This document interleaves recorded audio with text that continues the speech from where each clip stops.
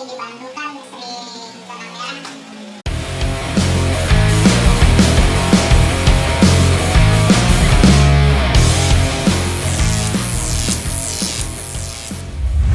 Ini Riko, apa sih asal usul dari nama Scooter Record gitu? Karena setahu saya nih, Scooter Record tuh diawalinya dengan apa ya?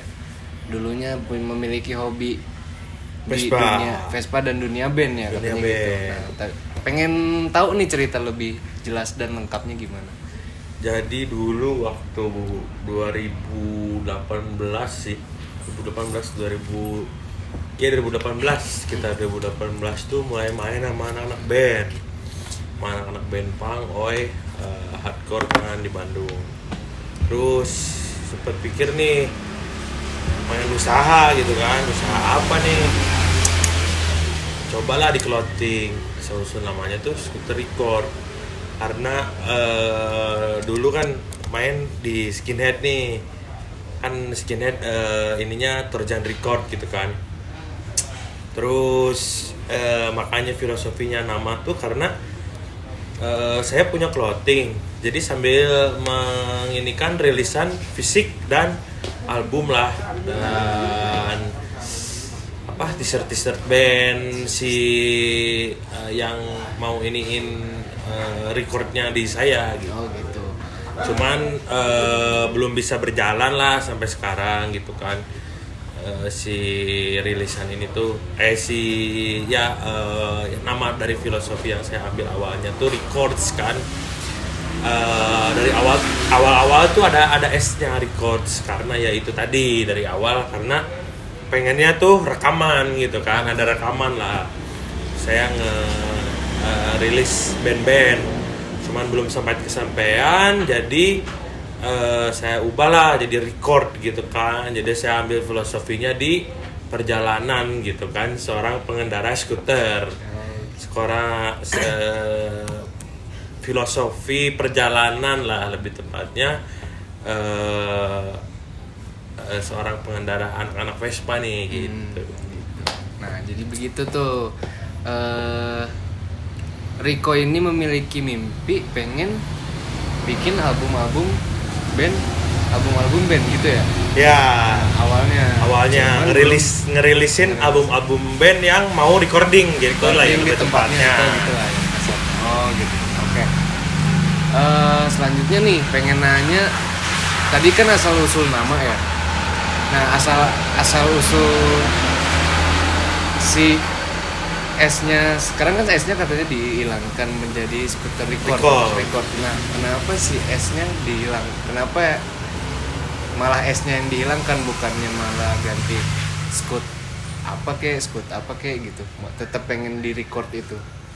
Ya karena itu tadi saya mengambil filosofi itu karena record itu kan perjalanan kan, lebih Record ke perjalanan. Oh, nah, gitu. lebih ke perjalanan, lebih ke record perjalanan hidup lah gitu. Hanya saya tetap nggak dirubah tuh karena itu gitu. Karena saya pun bervespa kan udah lama gitu kan. Ya belum lama-lama amat juga sih. Nah, untuk clothing dan kopi nih, pengen nanya tentang clothing dan kopi.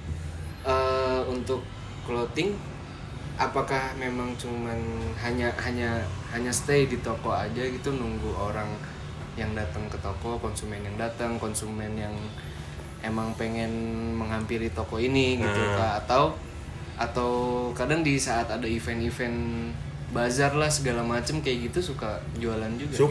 Suka masukin sih kalau misalkan ada event-event motor atau event bazar lah gitu. Cuman yang udah pernah kita masukin tuh di event kemarin tuh 2020 tuh ISF, Indonesia Scooter Festival. Kita masuk, kita buka tenan di sana yang acaranya tuh di Jogja kan. Kita berangkat dari sini pakai mobil, nggak pakai motor nih karena niatnya jualan kan. Tadinya mau pakai motor, cuman kayaknya ini acara gede gitu kan, acara gede yang bisa menguntungkan. Jadi lebih memilih untuk oh ya udahlah kita nggak usah pakai motor karena kita udah sewa boot juga, jadi mending kita jualan aja daripada kita ngegas gitu kan ke sana. Gitu. Nah itu tuh berarti posisinya udah COVID ya? Udah COVID. Dan acara itu pun sebenarnya dibubarin kan. Oh dibubarin ya, acara itu? Karena satu dan lain hal lah dari pihak panitia. Acaranya tuh 2 hari sebenarnya. Cuman hari pertama mulai acaranya tuh kan dari pagi sampai malam tuh.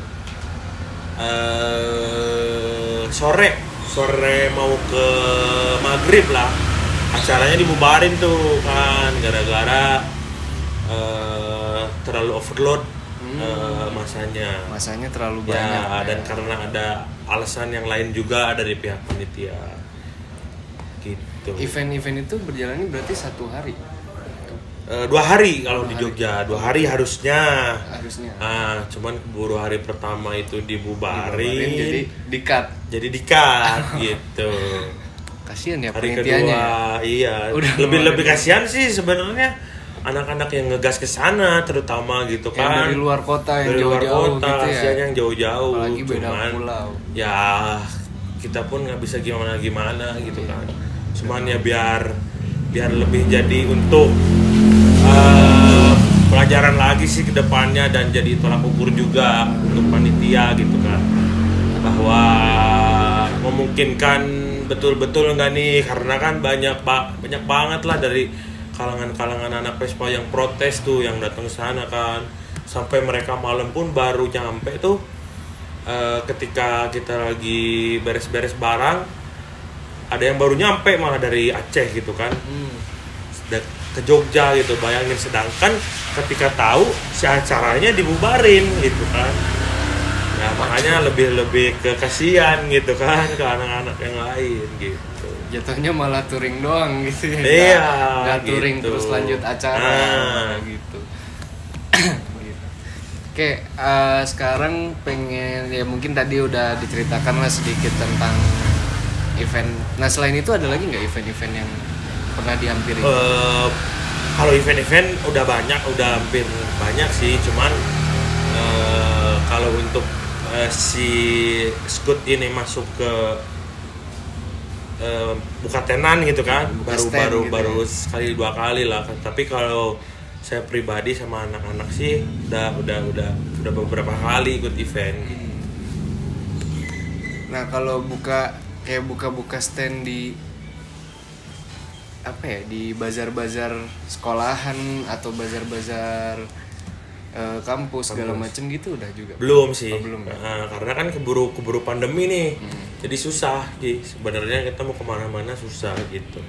Kita mau ngelangkah pun susah. Sebenarnya ide udah banyak. Cuman gara-gara pandemi ini ya mau ngelangkah pun terbatas. Gitu. Iya betul. Yang susah juga ya, emang bikin susah sebenarnya gitu.